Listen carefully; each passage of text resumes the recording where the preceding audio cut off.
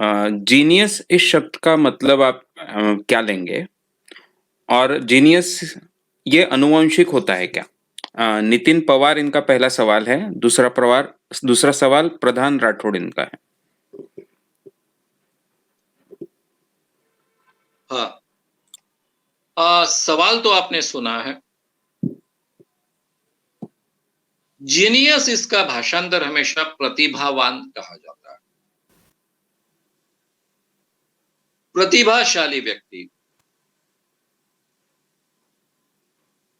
जो आम व्यक्ति के तुलना में और कुछ ज्यादा होता है, उसको हम प्रतिभाशाली कहते हैं। यानी जैसे अभी हम दौड़ रहे हैं, पीटी उषा दौड़ रही है,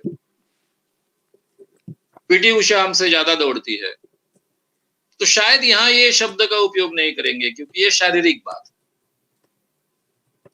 लेकिन जहां गुणों से संबंधित बात होती है वहां पर इसका हम उपयोग करते हैं। कई लोग गाते हैं, लता मंगेशकर जी भी गाती है, तो लता मंगेशकर जी को हम प्रतिभाशाली कहते हैं। सचिन को हम प्रतिभाशाली कहते हैं। अब सचिन तो टेक्निक वाला आदमी है, क्रिकेट खेलते हैं, लेकिन हम प्रतिभा का उपयोग उनके बारे में कर देते हैं। तो हम थोड़ा सा ये शब्द लूजली उपयोग में लाते हैं, लेकिन इसका मूल अर्थ होता है जो दिमाग का,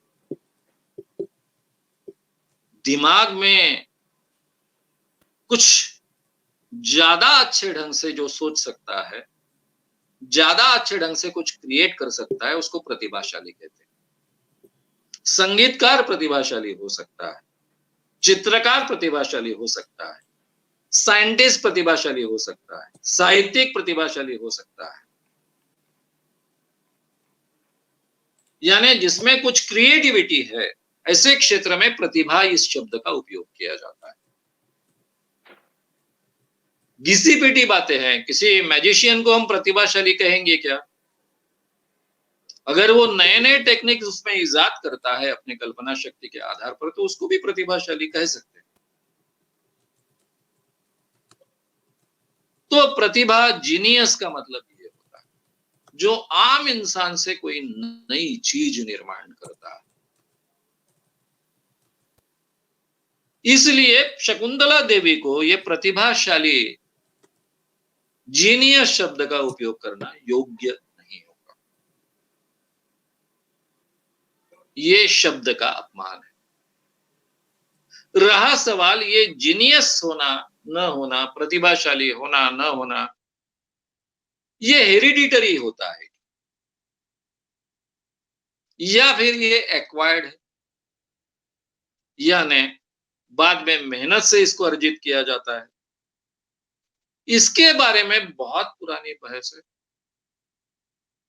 सैकड़ों सालों से चलते आई है। इसका कोई भी एक सटीक जवाब देना बड़ा कठिन, लेकिन हम इतना कह सकते हैं कि प्रतिभा को एक्वायर ही करना पड़ता है। अब उसकी पॉसिबिलिटीज थी नहीं थी, इसके बारे में चर्चा हो सकती है, लेकिन कोई जन्म से ही प्रतिभाशाली नहीं बनता।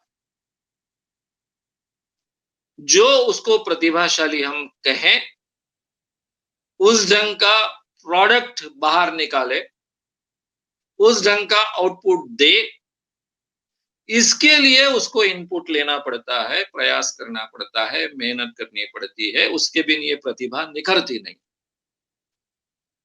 इसलिए ये पहले से क्षमताएं उसमें थी नहीं थी, इसके बारे में चर्चा हो सकती है। और ये मेरे अभ्यास का बहुत गहरा विषय रहा है। मैं इतना ही कहूंगा कि प्रतिभा को अनुवंशिक मानना उस प्रतिभाशाली व्यक्ति का अपमान। बाबा साहब आम्बेडकर प्रतिभाशाली थे। अब इसका क्या जवाब देंगे आप? कहां से जवाब लाएंगे? अनुवंशिकता में कहां से ढूंढेंगे? प्रतिभाशाली व्यक्ति कई है, ठीक है, रामानुजन के बारे में आप बोल सकते हो, वो प्रिस्ट फैमिली से थे। अंबेडकर जी प्रतिभाशाली व्यक्ति थे, उनके प्रतिभा के बारे में तो कोई डाउट नहीं। कई उदाहरण है ऐसे। मैं एक अनपढ़ व्यक्ति का भी नाम लूंगा, गाडगे महाराज। उनको प्रतिभाशाली कहना है नहीं कहना है, मैं तो उनको प्रतिभाशाली मानता हूं। जो आदमी स्कूल में नहीं गया, एक क्लास भी नहीं पढ़ा, वो इतनी रैशनल बातें रखे कि अंबेडकर साहब भी उसको मानने लगे, उनको मानने लगे। इतने विद्वान आदमी, तो ये प्रतिभाशाली है, अनुभवों से सीखते गए, लॉजिकल थिंकिंग करते गए, लॉजिकल बातें रखते गए, अलग ढंग से उन्होंने पूरी एक मूवमेंट खड़ी की। यानी वारकरी संप्रदाय की मूवमेंट थी, लेकिन वो अलग ढंग से खड़ी की। पंढरपुर में जाकर भी वो रैशनल बातें करते, धर्मशालाएं निर्माण की, लेकिन एक भी मंदिर नहीं जिंदगी में बात। ऐसे भी संत हुए, एक भी क्लास नहीं पढ़ा। तो इतनी रैशनैलिटी और इतना ज्ञान आया कहां से? जाति के बारे में बोलते वक्त वो बोलते हैं, अरे देवानं जर जाती निर्माण केल्या असत्या, यानी भगवान ने अगर जाति निर्माण की होती तो सबको अलग अलग आंख देता, अलग अलग नाक देता। ब्राह्मण है उसको भी 2 आंखें, महार है उसको भी 2 आंखें, यानी चमार है उसको भी 2 आंखें, तेली है उसको भी 2 आंखें, धोबी है उसको भी 2 आंखें, हर एक को 2 हाथ 2 पैर, एक ही जगह से सबका जन्म। ऐसे कैसे होता? ये जातियां भगवान ने नहीं निर्माण की, ये हम इंसान ने निर्माण की। एक अनपढ़ आदमी ने कहना ये प्रतिभा का काम नहीं है, ये प्रतिभाशाली काम है। तो प्रतिभा जन्म से आती है, अनुवंशिकता से आती है, या फिर एक्वायर की जाती है। इसमें एक्वायर की जाती है, इसका बहुत बड़ा हिस्सा है। यानी अगर आपको दोनों को मार्क्स देने पड़ेंगे तो आपको एक्वायर करना, मेहनत से प्राप्त करना, मेहनत से उसको बढ़ाना, उसका विकास करना, इसको आपको 90% के ऊपर मार्क्स देने पड़ेंगे। और 10% आपको अनुवंशिकता, जिससे आपका ब्रेन बनता है, आपका हार्डवेयर बनता है, उसको देना पड़ेगा। हाँ, ये बात ठीक है कि आपका हार्डवेयर ही अगर डिफेक्टिव है, ब्रेन में ही गड़बड़ी है, तो कुछ भी नहीं कर पाओगे। ब्रेन ठीक ठाक है तो ही प्रतिभा का उपयोग कर पाओगे, यहां तक ये बात ठीक है। तो इसलिए ये अनुवंशिक होती है, ऐसा जो हमारी पुरानी मान्यता है, उसको ठोस आधार उपलब्ध नहीं है। एक्वायर की जाती है, इसको ज्यादा अच्छे आधार उपलब्ध है। और मैं खुद एक्वायर पर बहुत विश्वास करता हूं, मेरे ही खुद के जीवन के उदाहरण, और ऐसे कई लोग मैंने देखे हैं, ऐसे कई लोगों को मैंने सही माने में बनाया है।